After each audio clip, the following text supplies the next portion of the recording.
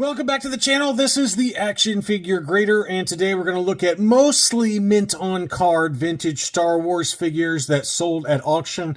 I would argue that some of these, at least two or three, probably did not belong on eBay in terms of finding the best buyer pool for that item, because I think they would have gone higher in maybe at an auction house or something like that, like Hakes or Heritage or Golden, whatever. It just feels like maybe they fell under the radar. Maybe the buyers didn't trust for one of them, especially a loose graded vinyl Cape Jawa.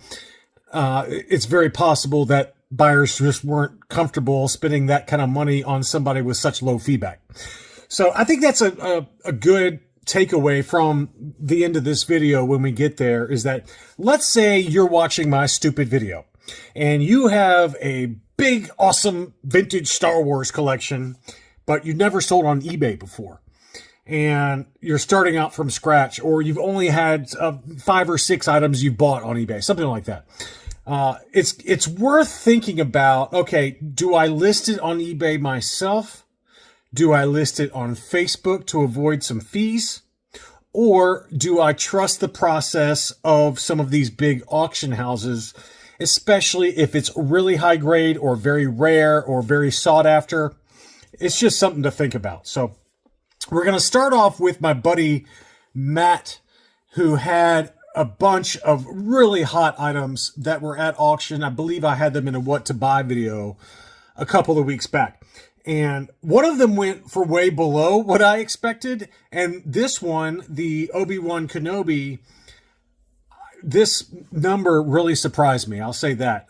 Before this auction was ending, my buddy Gary Wallace messaged me and says, "Do you think this is going to get to 4,000?" And I hadn't been looking at it. And I was like, whoa, $3,200. Whoa, that is a big number.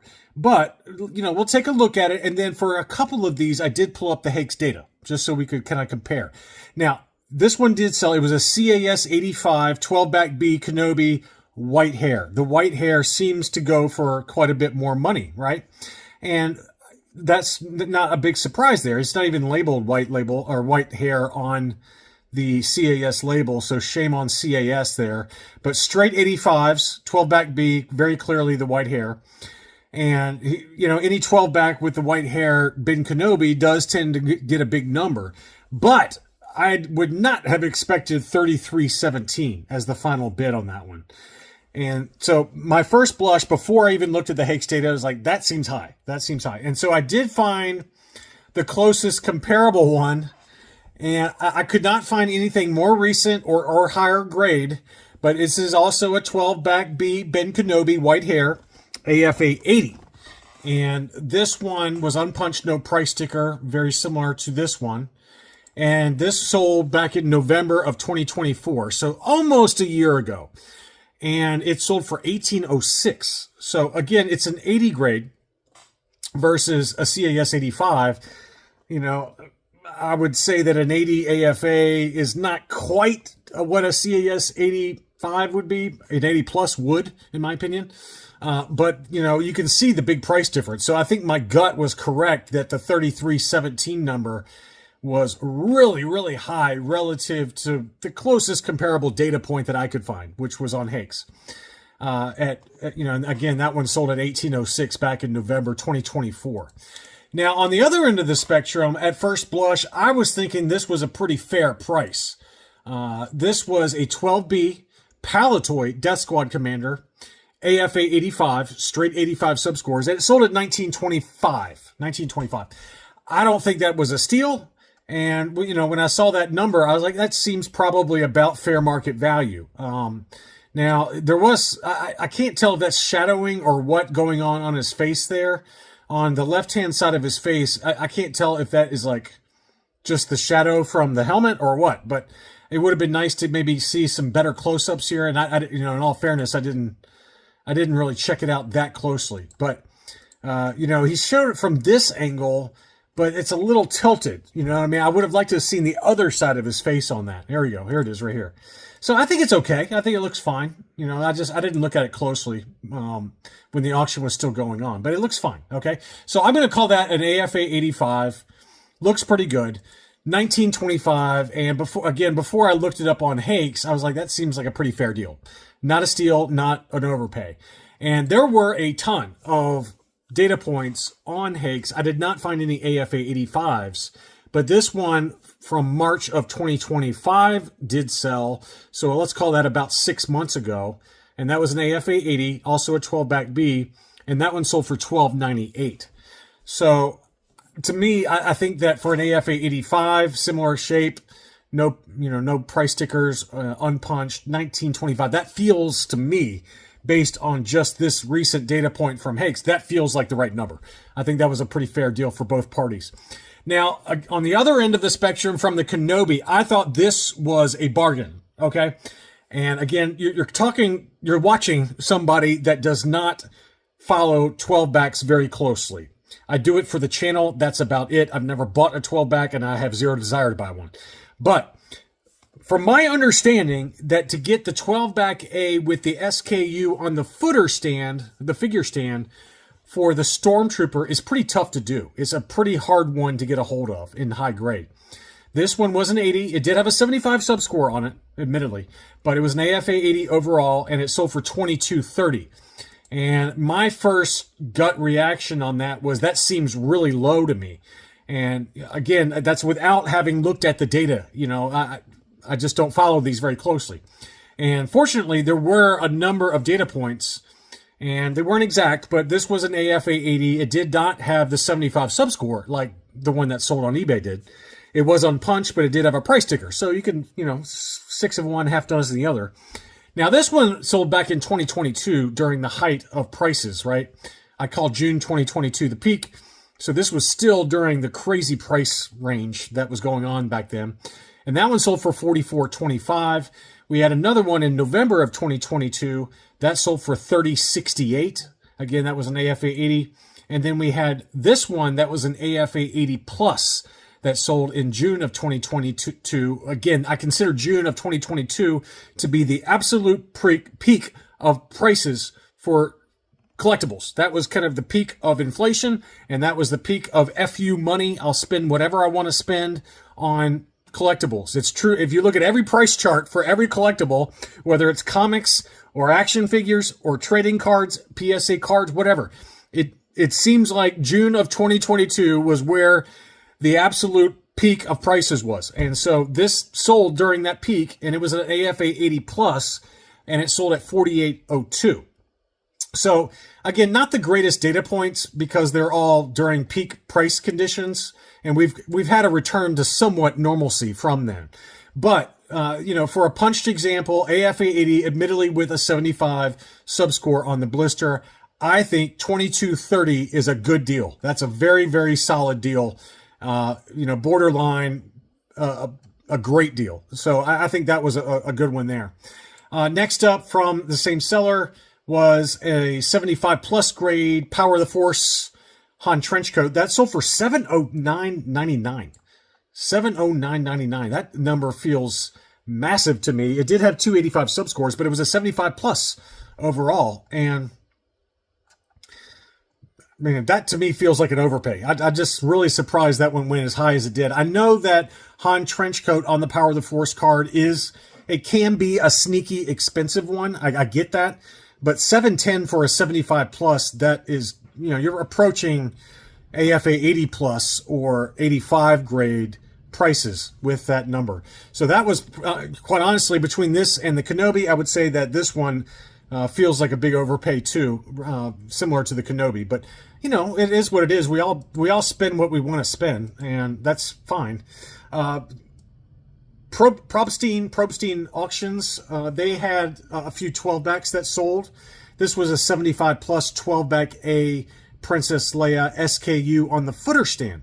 And that one sold for $14.25, which I thought was a really good deal, admittedly for a 75 plus grade. But, it had an 85 and an 80 subscore unpunched. It did have some sticker damage over there in the upper left, which held the whole score back because of that litho damage from trying to remove the card. But it did sell at $14.25. There was a 75 plus grade 12 back A SKU on the footer stand for R2-D2. Another really nice one. Again, they made the mistake of trying to remove the price sticker on that. But that sold for $1,036, which does feel like a great deal to me for the earliest of the early 12 backs. Next up was C-3PO. This was a 12 back A. This was not an SKU on the footer stand, but it was an unpunched example, AF880 with a 75 subscore on the card. That one sold for $924. Again, I think all three of those sold for well below fair market value, in my opinion. Very good deals on all three of those. There are a few 12-inch that sold. We had the R2-D2 CAS 75. It was factory sealed. That sold at $760.99, which feels kind of in line with a factory sealed in that kind of condition. The Stormtrooper was an AFA 70, and that one went a little higher than I expected. It sold at $931, which for a 70 grade, that was a little surprising. But, in a higher grade, you are going to be well into the $1,200, $1,300 to $1,500 range for a 75 grade or above. So it's probably not too far off. A few other mint on cards that sold. We had a 70 grade 21 back Boba Fett, and that sold for $13.25, which that's probably about as cheap as you're going to get for a 21 back Boba Fett ESB card. So there was an archival case, 70, let's see here, 70, I can't get it to show up properly here, 70, 75, 80, I think was the subscores on it. This sold thing's getting in the way. You're driving me nuts. Let's see. 70, 70, 80 were the subscores on that one. So, again, it's a 70 grade, but it sold for $13.25, and that's about as good as you're going to get for, a mid-grade Boba Fett. And then Luke Skywalker, this was an 85 grade, but it had the yellowing. So that held the price back on that. I still think that was a pretty good deal for a 41 back offerless, and that sold for $961.90. $961.90. So, again, the yellowing, it was punched, but, it was a high grade. It was an AFA 85. I mean, good deal for a 41 back E. Zuckuss on the 48 back A, that was also yellowed. It was unpunched with no price sticker, but the yellowing held this one back. Again, the 48As, we've talked about those in recent auctions for on Hakes and elsewhere, that the 48As are definitely desirable. This is probably about a yellowed 75 plus or maybe even an 80 grade. $390 though is pretty decent deal. And two really nice tri-logos sold. We had an AFA 85 Hoth Leia tri-logo unpunched. That was chef's kiss. Very nice. That one sold over in Europe for $839 US. And then he had this gorgeous R2-D2 pop-up lightsaber. That sold at $1,400, about right. This is probably about an 80 grade at minimum. And, in that kind of grade over here, we're paying $1,700, $1,800 all day long. So that one did sell $1,416. And, a few loose graded and loose before we wrap things up, because I wanted to talk about this final Cape Jawa that sold.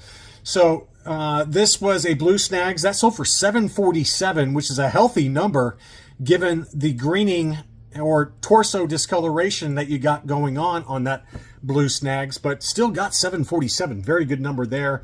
Luke Stormtrooper sold for $405, probably about right. It was, if you could make an argument that it's probably an 80 grade at worst. So I think 405 is a pretty good number there. But this seller now when this auction got started, this seller had 0 feedback. Since then, they've gotten 1 feedback, okay, and it's positive. So they listed an AFA 90 vinyl Cape Jawa, new case style, gold level archival case. This has no business being on eBay if you've only got 1 feedback, or when this auction got started, it was 0 feedback. You are going to get hammered on the final valuation because who's going to buy? Who's going to think that it's a legit sale? And it's the seller's item. They can do whatever they want. But I think if they're trying to maximize value, they need to find an alternate channel to sell something like this. This sold for $2,725 US, which is borderline highway robbery. This probably should have gone closer to $4,000, or if not even above $4,000. So this seller left a lot of money on the table by listing this in an auction on eBay when they had zero feedback. And I get it. I'm not saying you have to have 1,000 feedback, but you got to have at least some history there instead of starting a brand new account and then coming right out of the gate with an AFA 90 vinyl Cape Jawa. You're just not going to get the valuation because people are going to think it's a fake listing. And the same seller also had a UKG 90 yak face. Now that one went close to fair market value. That one sold for $886, which is probably about fair market value. You could make an argument it's a little low, but that's pretty close. But the vinyl Cape Jawa, that is well below fair market value for a 90 grade. But you know, again, I just think use this as a learning experience. That if you have something in your collection like this that is very high grade, very valuable, and sought after in this kind of grade, and you're not really into eBay, and you're giving 13% away on eBay anyway. You know, again, I don't know what the auction houses charge, but you can negotiate something, surely. And you're going to do a lot better than $2,700 minus 13% for eBay fees. So anyway, it's just my personal thoughts on that. You can do whatever you want with your items, but it's just, to me, it's a cautionary tale based on this final sales price. Anyway, I hope you enjoyed the video. Thanks so much for watching, and I'll be back soon.